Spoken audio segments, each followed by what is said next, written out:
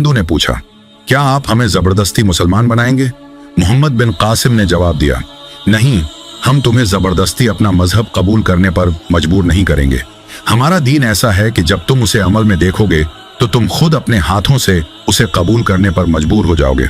लोगों से कहो कि अपने दिलों से हर खौफ और डर को निकाल दें और इज्जत व वकार के साथ जिंदगी गुजारें। और उनसे ये भी कह दो कि अगर कोई हमारे एतमाद को किसी भी तरह से ठेस पहुंचाएगा या धोखा देगा तो उसे सबक सिखाया जाएगा। नाजरीन, आज की वीडियो में हम आपको मोहम्मद बिन कासिम के फतूहात के बारे में बताएंगे। मोहम्मद बिन कासिम सनद फतह करने के बाद कहाँ गए, उनके साथ कैसा सलूक किया गया और मोहम्मद बिन कासिम की वफात कैसे हुई, हम आपको तमाम तफसीलात उस वीडियो में बताएंगे। अरब और हिंद के तिजारती ताल्लुकात कदीम थे और तारीख इस्लाम के मुताबिक इस्लाम यहाँ इससे पहले ही पहुंच चुका था, लेकिन जैसे ही बनो उमैया ने बरसे इक़दाम शुरू किया और खलीफा वलीद के ज़माने में गवर्नर हजाज बिन यूसुफ ने इस तरफ तवज्जो दी, इस वक्त सनद पर राजा दाहिर की हुकूमत थी।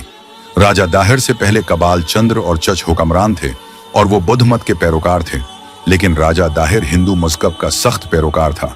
उसने तमाम ताकत सिर्फ हिंदुओं को दे रखी थी और बुद्ध मत के मानने वालों पर अपनी जुल्म व सितम जारी रखा। तारीख में उसके लिए मुतकब्बिर के अल्फाज लिखे गए हैं। वो अपने खानदान के अलावा किसी के सर पर पगड़ी देखना पसंद नहीं करता था। वो आम लोगों को घोड़ों पर सवार करता था। राजा दाहिर की जद, जाबराना हुकूमत और मजालिम ने ही सनद पर इस्लामी फौज के हमले की राह हमवार की। तारीख सनद पर हमले की एक वजह यह भी बयान करती है कि हज्जाज बिन यूसुफ की दोस्ती हासिल करने के लिए लंका के बादशाह ने वहां मकीम अरब ताजिरों की चंद लावारिस लड़कियों और बेश कीमत सामान हज्जाज के पास भेजा। वो बहरी रास्ते से आ रहे थे कि देबल के बहरी कज़ाकों ने उन्हें लौट लिया। एक मुसलमान लड़की ने हज्जाज से फरियाद की। हज्जाज को इतना गुस्सा आया कि उसने सामान की वापसी और लड़कियों की रिहाई का मुतालबा किया। राजा दाहिर ने जवाब दिया कि बहरी कज़ाक अपने आका हैं और मेरा उन पर कोई अख्तियार नहीं।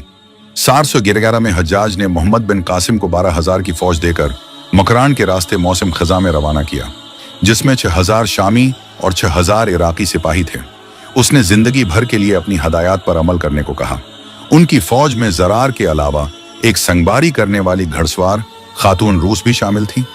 तारीख में लिखा है कि इस किले को फतह करने के लिए 500 माहिरीन को मुतय्यन किया गया।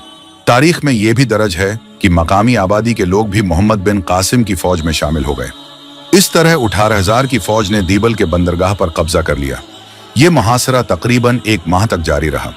दीबल के किले में मकामी लोग, जो अपनी बहादुरी के लिए मशहूर थे, ये समझते थे कि जब तक किले के मंदिर के गंबद पर झंडा लहरा रहा है वो शिकस्त नहीं खा सकते, क्योंकि उनका देवता इस वक्त तक उनका मददगार होगा। जब मोहम्मद बिन कासिम को इस बात का पता चला तो उसने तीरों के जरिए पत्थर बरसाने का हुक्म दिया, जिससे गंबद टूटकर झंडे समेत नीचे गिर गया। अब शहर वालों का हौसला टूट चुका था और मुसलमान फौज का अज़्म बढ़ गया था, जिसकी वजह से वो किले की दीवार तक पहुंचने में कामयाब हो गए। शहरियों ने मुजाहमत की, लेकिन मुस्लिम फौज की ताकत देखकर हथियार डाल दिए। इस तरह अजीम जर्नील मोहम्मद बिन कासिम ने 4,000 मुसलमानों को यहाँ आबाद किया और एक मस्जिद भी तामीर कराई। मोहम्मद बिन कासिम की सनद फतह के सियासी, मजहबी और अमली हर पहलू पर गहरे असरात मरतब हुए। अगर उनके किरदार की बात की जाए तो मोहम्मद बिन कासिम सिर्फ 17 साल के नौजवान थे। इस नौजवानी में भी एक कमांडर की हैसियत से उन्होंने संध में जो कारनामे अंजाम दिए वो उनके बुलंद किरदार, दौरानदेशी और जंगी महारत की मुखी गवाही देते हैं। मोहम्मद बिन कासिम अस्करी सलाहियतों और इंतजामी काबिलियत का अजीम मरका थे। सनद में उनकी कामयाबी इन सलाहियतों की वाज़ेह दलील है। उनके अखलाकी किरदार का अंदाज़ा इस बात से भी लगाया जा सकता है कि गैर मुस्लिम बरादरियां तक उनकी इज्जत करती थीं।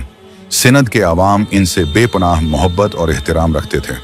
तारीख सनद के एक मुसन्नफ लिखते हैं कि जब मोहम्मद बिन कासिम सनद से रवाना हुए तो पूरे संध ने उनके जाने पर गहरे दुख का इजहार किया।